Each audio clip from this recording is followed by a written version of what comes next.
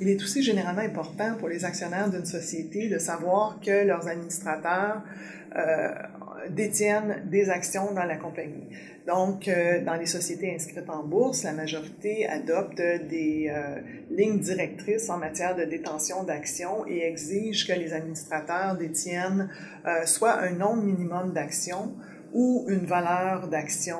minimale, qui est souvent exprimée en multiples de l'honoraire annuel qu'ils reçoivent en espèces.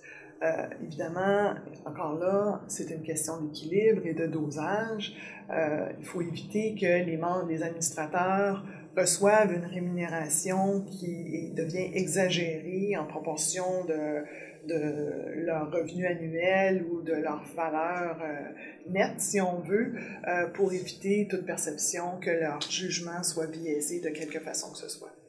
Les organismes à but non lucratif ne versent généralement pas de rémunération à leurs membres de conseil. Du côté des sociétés d'État et des coopératives, on voit souvent un honoraire annuel pour le travail sur le conseil d'administration et des jetons de présence. Les jetons de présence sont généralement aussi versés pour les comités. On voit un peu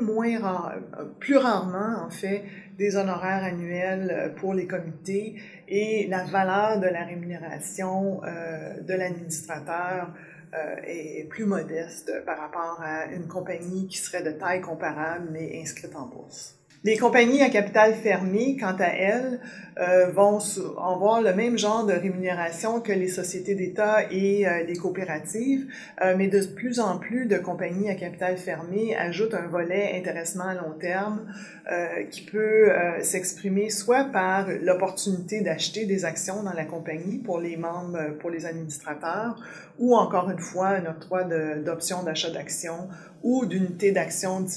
différées pour les compagnies qui sont de taille un petit peu plus importante. Que ce soit une compagnie inscrite en bourse ou une compagnie à capital fermé,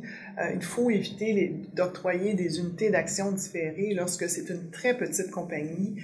où les unités d'actions différées ont peu de valeur à la date de l'octroi, mais dont la valeur pourrait augmenter très rapidement avec le succès de l'organisation. Alors, s'il y a trop d'unités d'actions qui ont été octroyées aux administrateurs